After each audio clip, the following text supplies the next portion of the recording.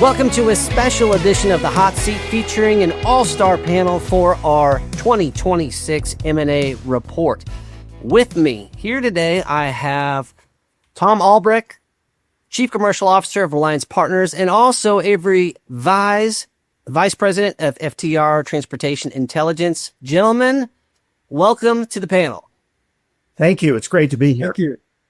All right. Now we have the theme of our panel here today. We have all things in terms of an economic review and an economic outlook for the truckload space with a little bit of an M&A slant on it. So I can't wait to unpack all of this. Let's just start out. One word. How would you describe the economy and the freight market 2025? Let's start with you, Thom. Disappointing. Avery? That would have been my word, so I'll go with sluggish. This might be a little bit of an upgrade. So let's unpack that, and Avery, I'll stay with you. So what we came into 2025 with some expectations, probably high level overview. This is what we hoped for, but tell us, what did we actually experience?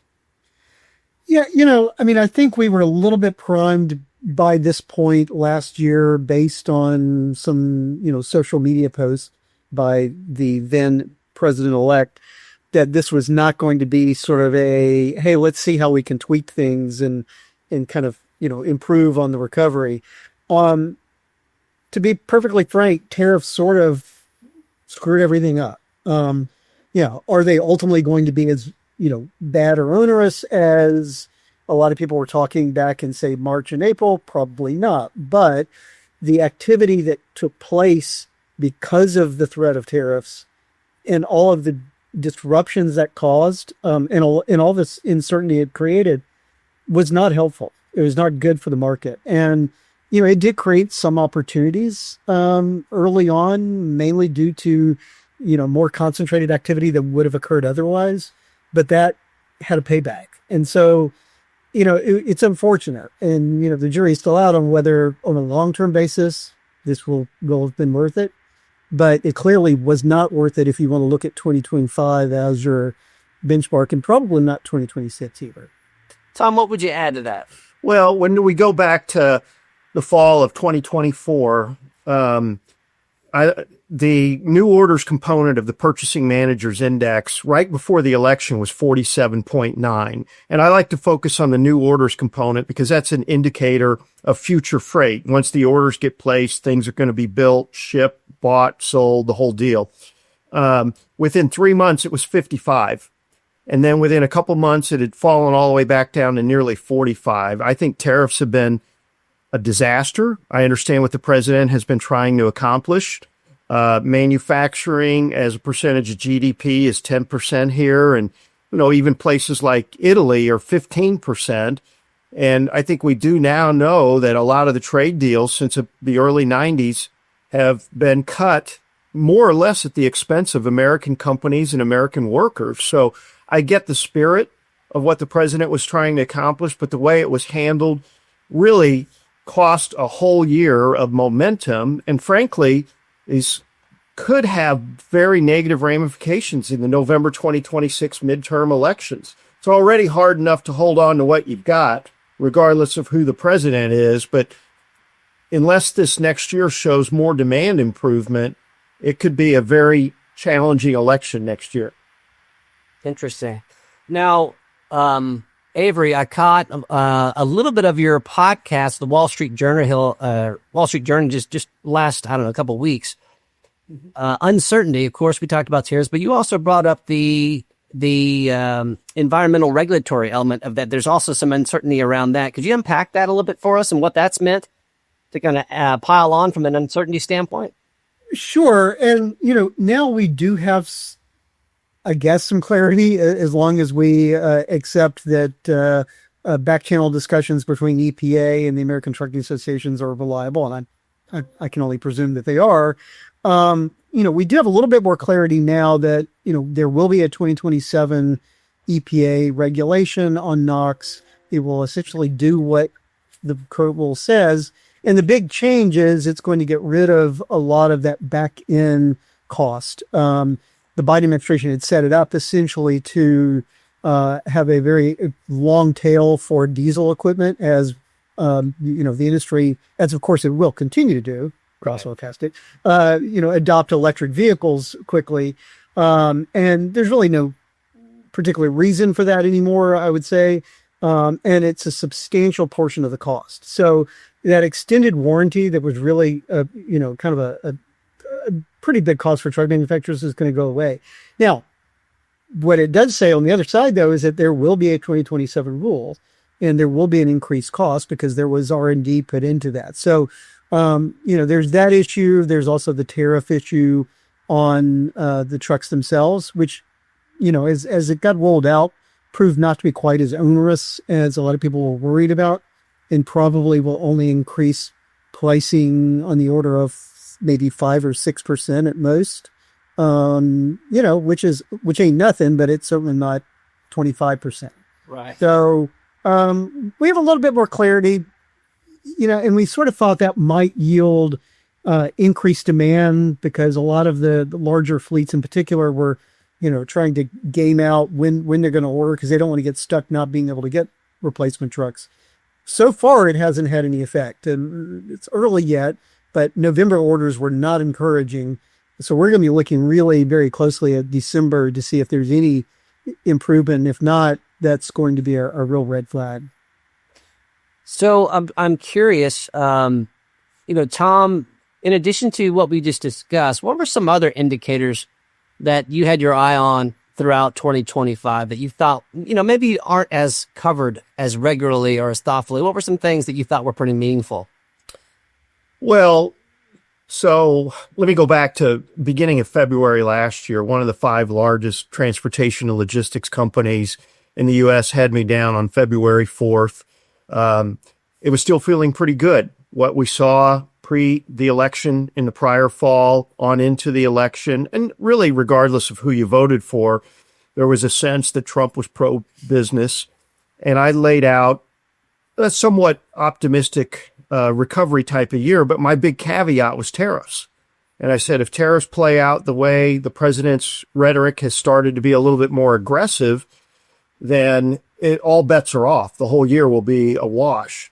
So I think that tariff theme, I don't think there's any way to avoid that, even though we're tired of talking about it.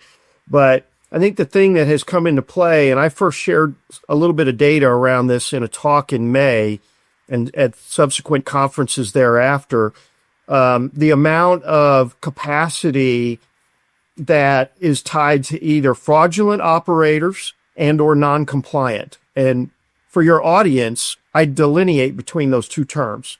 Fraud, to me, means that they're generally operating to steal cargo, even though some of those theft rings are being run from overseas, but they're still utilizing trucking equipment here to get that done. And then the other non-compliance are things like the doctoring of the ELDs. Solo trucks, drivers are getting 145, 150,000 miles a year when a normal compliant solo truck is probably getting 95 to at most 110,000 miles a year. Depends on their length of haul and a few other the normal variables. So I think those are the two dominant things. And as I've begun to get my hands around this, and I know we talked a little pre the start of the call, I believe as much as 15% of the industry may be operating either for the express purpose of stealing cargo and or to game the system in light of trucking regulations.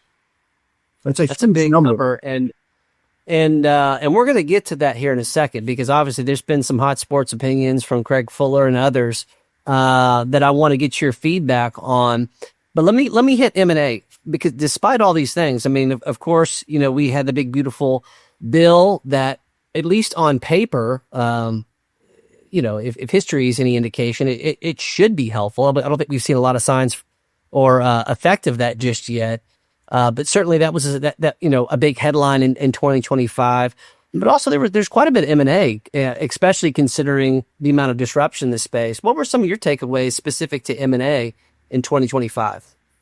Well, I think that a couple of things. I think that with the tariffs, there was an analysis paralysis. I'm a golfer. That's a term that is used in golf where you stand over the ball too long. but that's what happened at the corporate level. I actually think that even though it was maybe a little bit busier for M&A than you expected, I think the next couple of years could be even busier because we've got the potential for at least a little bit more of a stable market in 2026. I don't know how much demand recovery, but we clearly will have at least a little bit of supply help. The tariff shocks should be mostly in the rearview mirror, but here's what you're left with. You're left with more fleets that used to trade equipment but under 500,000 miles, maybe even closer to 450, now are extending out to 600 to 650. Those are large public and private carriers. You've got a record decline in margins. It used to be a recession in trucking was a degradation of 300 to 500 basis points on the operating ratio. We saw carriers lose 1,500 to 1,800 basis points of margins. And even in the best of circumstances, that could be 2 or 3 quarters before people get back to what they call their old par value. If you expected to have an 82 OR, or if your expectation was 88, we're a long way away. So between the aging of the equipment, what's still probably a mediocre environment, but improving supply, but margins that are not going to be that great, even if they improve, to consistently reinvest and even have a catch-up element, I think a lot of folks are going to need to sell. And the best part of that is maybe in 26 and 27, at least you don't have to worry about who's about ready to go out of business, but you can clearly tell who's wounded and injured and is not getting back to the old levels.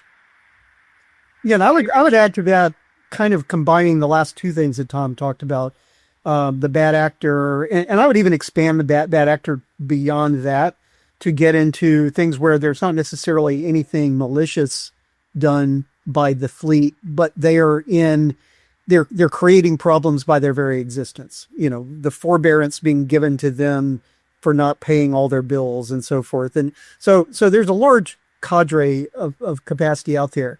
And the reason I tie that to the M&A is that when you look at the, Bureau of Labor Statistics data, in our own data, and pretty much everything, what you get is a picture of capacity that's not the way capacity usually moves. Normally you see kind of that small carrier, large carrier move directionally in the same way. But now you have, medium to large carrier capacity that has just been cut to the bone, but you still have this large number of, bad actor / weak player, I guess we'd say, that is still out there, and it's polluting, the market. And so you do have that issue that Thom just pointed out, which is the sort of motivated seller. And I think 2026, unless we get a very quick uplift, and it's not in our cards, that there's going to be a big motivated seller, because you're going to get a lot of these operations, I think, are to the point where they can't really cut, headcount much further without digging into necessary overhead, right? So their options are going to be, either shut down or sell. And we started to see that already, but I think 2026, without a stronger recovery than we're forecasting, we're going to see that a lot. So let me transition from there. We were talking about it offline. I'm going to read you something. This is from our buddy Jason Miller over there at Michigan State. He says, there is a healthy debate going on about the surge in truckload tender rejections and spot rates the past few weeks. And now for context, I think we're out, 12.53%, the most recent report as of today, third week of December, on rejection rates. Jason continues, one camp argues this is mostly capacity driven due to regulatory enforcement. I believe a different mechanism is at work, in that this is mostly a surge in e-commerce demand coupled with unseasonably poor weather. So, Thom, let's have you respond. Well, there's probably an element of that with e-commerce, but I'm not sure that e-commerce's market share would have grown by, let's say, more than 2 percentage points over last year. I mean, it tends to go up 1.5% as a total part of the spend, but we all know that we all tend to generally shop a little bit later into the holiday season, so e-commerce comes in handy. But I can tell you from our perspective as an insurance company, and we work with 10,000 motor carriers and 700 freight brokers, there are lots of anecdotes where drivers are not out there the way they were. So the safety team reports to me, and a few weeks ago, one of our safety guys was asked to go visit a prospect in California, 180 trucks. By the time he got out there 5 business days later, the owner said, well, I got bad news for you. I'm down to 90 trucks. Right? He was like, what in the world happened? And 90 drivers had quit in the previous 5 business days over concerns around non-domiciled CDLs. There was a fleet in Chicago that the owner fired 40 drivers over that issue.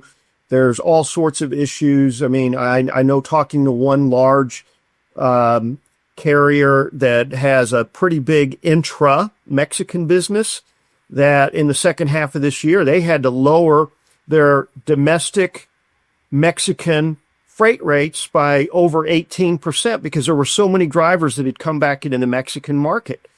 There is fear, and also there's not going to be a renewal. So every month on these non-domiciled CDLs, it's kind of a 2-year phase out for all but 6,000. But, every month there's some that are going to be non-renewed. And, I follow certain threads where drivers weigh in, and a lot of drivers have said post-Christmas, that's it. Or they may be hauled until the 15th. And so I do think something is happening with capacity. I think the real ability to read where the market is will be post-Christmas. And I don't mean January, February, because those are always squirrely months, even in the best of years. But March will probably give us a more accurate read into where is capacity along with demand. Avery, where's Thom wrong on that? Not very wrong. We're still skeptical that the foreign driver issue overall is that large, and certainly I think in certain pockets it might very well be. On the the non-domicile just regulatory front, I mean that rule is on hold. FNCSA has basically taken a different tact, which is to go in and deal with it on an enforcement basis, state by state. But the actual, renewal, deadline, or changes and, really the severe tightening, we're pretty much getting rid of that non-domiciled CDL altogether from a regulatory standpoint, has been blocked by the DC Circuit Court. But, going bigger picture, contributing everything, including the pressure on foreign drivers, as well as just frankly, the economically driven downturn in the industry. We just got data on December 19th that indicated that the BLS figures for trucking are overstated by potentially as much as 3% or 3% in truckloadables, which just basically suggests that we have a much tighter market than I think a lot of people appreciate. So, the upticks we're seeing, for example, in the spot rates in late November, December, which are stronger than seasonal, I think there is an e-commerce element in this respect. I wouldn't say e-commerce per se, but I do think it's a distribution element, and that is we brought in a lot of containerized cargo from essentially February, March, all the way through really well into June before it went away and then came back. That it didn't get purchased. If you look at all the purchase data, you take out vehicles, which obviously are not containerized. Most of that stuff, that containerized stuff, is consumer product, and it didn't get bought. So it's got to be somewhere. And our thesis sort of, and I think it's similar to what Jason was saying, is that a lot of that stuff has been in storage. It's been in warehouses. That part I agree with. And we're getting it come out, right?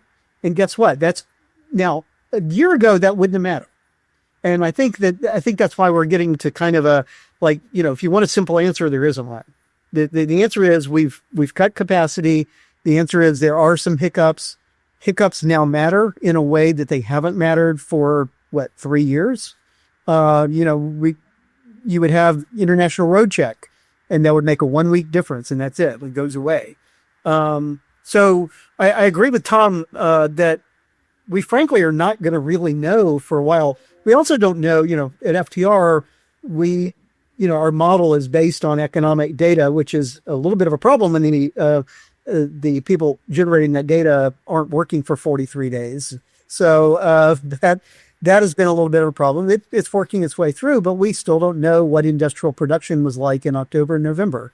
There are still some gaps there. But I will say that most of the things that we look at don't indicate any, sort of organic recovery. And even if you look at the what might cause that, one might be the one big beautiful bill, but we also have to keep in mind that particular piece of legislation, the biggest piece of that, the most significant cost of that, was keeping in place what was already there, right? Was keeping in place that 2017 affirmative tax law. Yeah. So did that mean it was not important? God, no, it was hugely important, because if they had not enacted it and, we reverted back to the, pre-2017 environment, we would be looking at a recession. So, but from a stimulus standpoint, we're skeptical. We do have the bonus depreciation. That'll be interesting to see December, like truck retail sales, for example, because, you would imagine now that we're back to 100% rather than, I think we're down to 40% or so. That should make a difference. And between that and clarity over EPA, if we don't have a lot of sales and a lot of orders in December, that's going to be a really big red flag.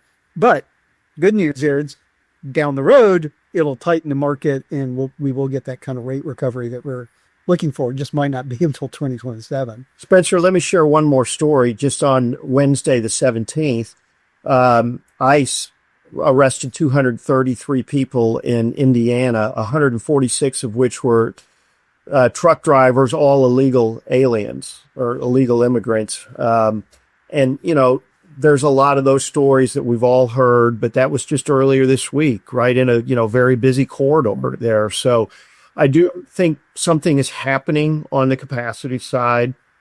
And I mean, I've got a lot of more thoughts on that, and I'll save them. I do.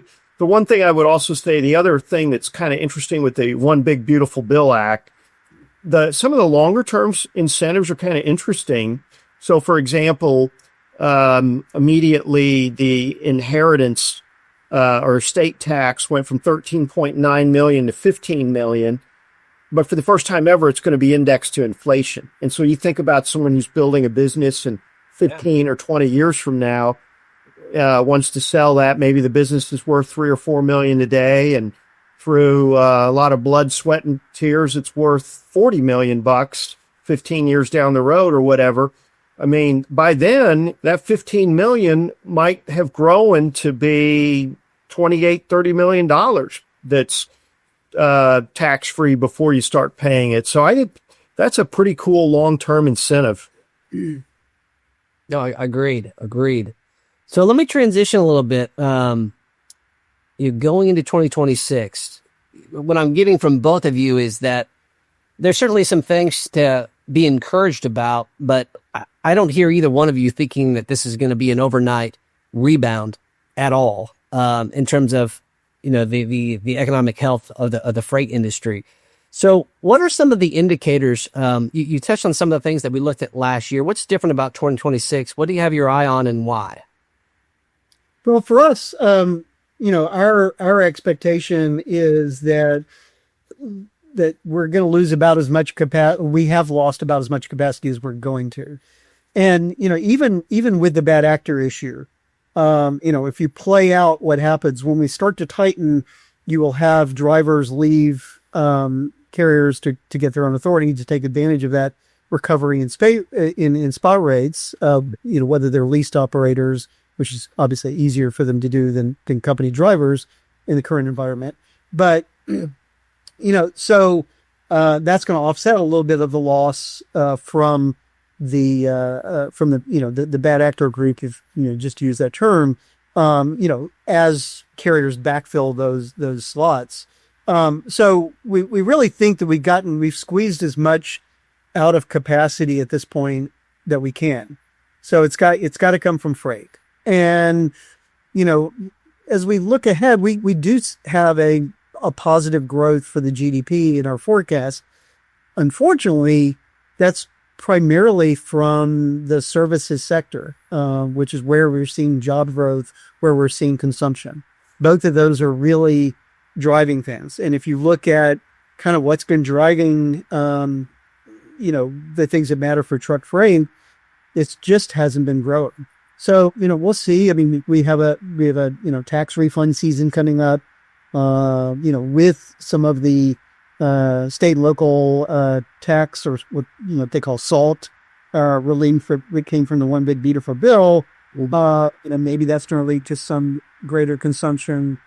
But we're really worried because if you looked at the revision of IT data that just came out a few weeks ago, one of the things that looks way weaker than it did previously is the production of machinery. And of course, machinery is an important capital good for the production of future capital goods or future goods in general. That's a big concern for us. We're hoping that could either be replaced by imported equipment. Of course, that's going to be tariffs or respected on that, or that it is a lot of that equipment is going to be exported and wasn't. But we're very concerned about that issue, about the prospects of a manufacturing rebound. And of course, manufacturing is the most important activity for trucking. So, and then one other thing that we're looking at extraordinarily closely is the vehicle demand environment, specifically the automotive, the passenger vehicle. We had such a snap up of vehicles to avoid tariffs. How is that going to play out? Now, if we get a $2,000 tariff rebate, maybe that'll help generate some, but that's a concern for us as well. Interesting. Thom, what about you? Well, I'm going to take your question and try to answer it more from the enforcement and regulatory side, because I'm generally in agreement. It feels still a bit sluggish for a while, and we'll see what bonus depreciation does. But to me, it's one of the most exciting times in all of the years that I've been around trucking in terms of making the industry more safe, compliant. So I describe things as a couple of different ways. Number one is I call it the CDL octopus. And an octopus has all these legs and that. And the first two that they have tried to address are ELP, and then, of course, the non-domiciled CDLs. And as Avery said, there's a court situation, but they're kind of moving forward anyway. The states have said they're not going to issue anymore and not renew regardless. But there's other things that are underway. So just recently, Derek Bars announced that they're going to be doing away with the self-certification of CDL schools, instructors, as well as ELPs. Now, the key is going to be enforcement. When are we going to see a list of the approved third-party providers that can verify ELDs and other things? There's going to be, I think, increased background checks around the issuance of domestic CDLs. The process may become more similar to getting a TWIC card. But even let's go back to ELP or non-domiciled. If a driver in the future is not proficient in the English, my suggestion has been the CDL needs to be suspended, because right now the driver's put out of service. Bob or Mary, the inspector, doesn't approve that driver getting back in 3 weeks later, 2 weeks, whatever it is. And so it's kind of very awkward enforcement. The CDL needs to be suspended, and there needs to be some sort of re-entry to reactivate it. And then the equipment needs to be impounded, which it sometimes is, but that needs to almost be a regulation. Impound the tractor, the trailer. That'll take care of things real quickly. So I'm excited that more is to come. I think we're going to see some changes around the border. I think you may see a timestamp. These drivers that come in and drive 30, 35 days before they go back to Mexico, I think those days are going to be ending in 2026. Put a timestamp. Let me tell you, you want to scare capacity? You got 7 days. make that known that's the new regulation, or whatever the industry agrees is a fair time. And then the first 3 violators, don't just put the driver out of service, put the whole fleet out of service. Everybody they'll start behaving immediately by the end of that first week. So there's so much more to be done. And I think there's another thing. Insurance companies have started to realize, wait a minute, some of these fleets are not operating honestly. It's one thing to put down 12 trucks when you have 13 or 14. And our agents fight that battle every day. We don't want to ever do anything that's not honest. But I became aware of a situation in May. A trucking company was hit. It looked like by a one truck operator. Well, as both parties dug into it, that carrier had 1,000 trucks. 600 drivers didn't even have a CDL. We had another situation, one truck listed, over 500 inspections so far in just the last 4 or 5 months, 600 plus trucks. Different VIN numbers can be traced back to that DOT number. So we're starting to see underwriters utilize tools like Highway and GenLogs, and there seems to be a revitalized RMIS out there as well. There's so much happening that collectively should leave people a little bit encouraged. Now, again, the FMCSA's got to do more. They can't stop on these first 2 or 3 things. No. And also a lot of those things, unfortunately, are going to be prospective by and large, right? So the ELD tightening for right now is more prospective. Now, I'm sure that their plan is to go back and have that, be a big cleansing. But right now, they've been doing that in onesies and twosies, or, you'll get a press release out of FMCSA that they've decertified 3 ELDs, or, the next month, maybe 2 or 5. There's hundreds of ELDs out there. And as long as there's one that's not compliant, there's always that opportunity.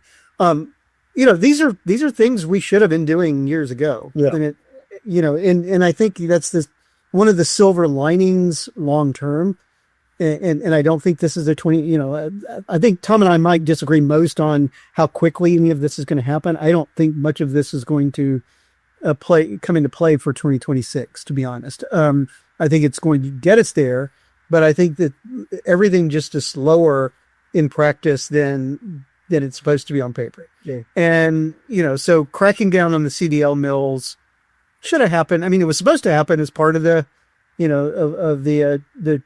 training provider rule, but guess what? That was kind of I wouldn't say whitewashing, but it was sort of like, hey, we're going to create this rule that's going to solve the problem. Well, no, it's all you're doing is sort of officially sanctioning people to have CDL mills by, self-certifying or by declaring that they're compliant. It didn't really accomplish, I would say, much of anything. So I'm very encouraged too. I think Thom and I are very much in agreement that they finally have gotten to the right path here. That the focus is on getting rid of people who should not be in the industry. And I'm not sure that's been their focus, to be honest. Right. And I guess I don't know if I'm a pessimist or a realist or what, but You're old. this is something that we'll see in 2027 or 2028. Yeah. And that, is something to be hopeful about in 2026, but I don't know. We'll see. Yeah. I'm more encouraged that it will. I don't know how fast. I think all your points are fair, and they do need to follow up quickly. I think the amount of decisiveness and actions that have been taken are different than just about any administration I've ever seen, regardless Sure. Yeah. red or blue, Republican, Democrat. A lot of times, even the ones I vote for take forever to get things done. And this seems to be a can-do administration. There was another example. I've kind of been joking with people that the FMCSA for several years seemed to take the S out. And then even when it was left in, it was more like the Fooey Malooey Crapshoot Association. And now they're just getting back to the roots of Federal Motor Carrier Safety Administration. So I'm excited. I think we're going to see in the future. A lot of your audience may be surprised to hear this. There is no federal mandate for how many hours a truck driver needs to be trained. Now, the legitimate schools all have their own standards. It may be 160 hours, 240 hours, but there's actually no mandate. That's why some of these, there was one in Missouri recently we ran across, Express CDL. You could get a CDL in 2 days. Well, you can't do anything in 2 days. I mean, Yeah.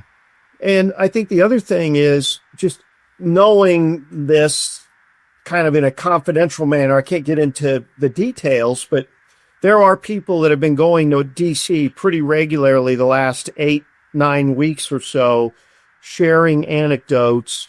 And I think they're starting to get how vast the fraudsters have been. And honestly, we've seen it as an insurance agency. Our largest, most successful agent lost almost 20% of his book since May, his book of business, mostly because the motor carriers got mad at him that he was putting them in touch with underwriters who were either using gen logs or that our agent wouldn't cook the numbers on the truck counts for. And I mean, massive differences, like put us down for 4 trucks and we've got 212, things like that. So, I think there's a lot of things coming together that if we did this a year from now, even though Avery and I might have a little bit of differences on timing, we'll probably be pretty in sync by this time next year. I may be more ahead of him come, March through June. Yeah. One Barring, thing I want to, go ahead. I was going to say, barring any major geopolitical fistfights that we initiate, that there might be, I don't disagree. Let me kind of, you want go ahead and finish your thought there, Avery. Well, the only one thing I wanted to add, and I guess it's a snarky comment, but I think it's an important one, is that the reason we don't have a minimum, training hours is the industry balked at it. Yeah. The FMCSA proposed that and was prepared to do it, and the negotiated rulemaking was working toward that, and the industry balked at it. So here's the question. It's one thing to get rid of bad actors when, your association's members aren't going to be gored by that ox, but to support things that are really going to clean up the industry when some of your members are actually engaging in that activity, perhaps, that's going to require a lot more, fortitude. And so, we will see, right now we're dealing with what I think should be low hanging fruit. I mean, who cares if a fly-by-night ELD provider gets shut down, right? I mean, we're not talking major money here. Right. But when we start to get into things that might have, some other significance, but actually has either some cost or productivity things to them, I guess, again, that, I've been following this industry, as has Thom, but I've been following this industry for, over 25 years. And, things just take longer than anybody ever says. I mean, even in this administration, I think that is largely true. But I do agree that things have moved faster this year than they've ever moved in any other year ever, probably, as it relates to federal safety stuff. Well, and let me add, earlier I talked about up to 15% of the industry may be operating to either steal cargo and or to operate non-compliantly. And I made that statement on purpose. None of us knows exactly the numbers. I did use a methodology, but more important than the 15% is we don't have 15% excess capacity. And, there's different attempts to define what we have, but let's say it's somewhere between 2 and 3%. I doubt if it's more than that. I mean, it might even be under 2, but it won't take a whole lot to get back to equilibrium. And of course, then beyond that, then it starts to be all a bit of a bonus. Yeah. It feels that, money talks. Like when people have an economic reason to do these changes, perhaps that's why some of this stuff is moving so fast, is because there wasn't an economic pain to do this before. But now, following the longest freight recession on record, there's definitely a united effort and appetite to see some change here. So let me use that as a transition again, and we'll kind of put a bow on this, gentlemen, which I really appreciate y'all's time. M&A 2026. Now, I've been doing this a long time, guys, and we don't need perfect freight markets to drive effective M&A, but we do need stability and we do need certainty. So as you kind of put your crystal ball out there, what would be the most meaningful things that could help affected M&A in 2026 relative to the economy? Avery, will I start? I'll start. I'll keep it simple. I mean, basically, while we have a slow growth forecast for freight, we do have a growth forecast, which is not where we've been for quite a while. Yeah, it's not a small thing. And, from that works well for the seller and the buyer, right? Because, yes, it's going in the right direction. Yes, it's going very slowly. So, that's a perfect opportunity for parties to meet in the middle. It's getting better, so the buyer can be encouraged, but it's getting better very slowly. So the seller, has a little bit of a patience issue, especially, again, we talk about, I think we're getting to the point now we can probably stop talking about that first generation truckload, because at this point they are really getting, long in the tooth. But, the idea that a lot of these owners are, not going to be able to make it to, the peak of the next cycle, and time it all right. I mean, they can, they're still going to be alive, but, they want to enjoy some retirement. So I think a slow, but a pretty steadily improving economy, which is what we kind of have in our forecast, works pretty well for M&A activity. And so that's my point of view. Well, let me piggyback on that. So we've all heard the importance of housing, for example, to freight creation. And we're going to finish 2025 with about 4 million existing home sales. And that's going to be about flat. It may end up being down 1% to 2%, but if you just read the headlines, you'd think that existing home sales fell 20%, but they've been basically flat. And it's not going to get any worse than that. In fact, after the great housing crisis, when that bottomed at 4.1 million, it never got any worse. The next couple of years, it spent between 4.3 and 4.7 million. So if we could get a little bit of growth on existing home sales, let's just say 5 or 6% instead of down 1. There's a little more freight, there's a little more furniture, building materials, and then that probably transcends into the new builds market. Now, I'm not an expert on that, and maybe there's too much inventory that builders are sitting on, but just theoretically for this discussion, what if new home sales, which have been hovering, I think they're hovering. I think they're hovering, around 1.4 million plus or minus 50,000. And again, we probably should be doing 1.7, 1.8, but what if we did 1.45 million new homes were built over the next 4 or 5 quarters? A little bit more freight. And then that's all the difference in the world. And then that, between that and some of the trucking issues we discussed earlier, aging equipment, the fact that margins are a long way away from getting back to old peaks. Forget about COVID peak. That was abnormal. I mean, it could be a really good time to step in because at least you're not worrying about these free falls and shocks the way we had to deal with the last year. I love it. Hey, guys, thank you so much for sharing your insights. If those of you in the audience are not already following these gentlemen on LinkedIn, you must do that. Tremendous resources, along with their teammates at their respective organizations. Hey, guys, I hope you have an amazing 2026. Buckle up out there. It's going to be a wild year for M&A. We'll see you next time.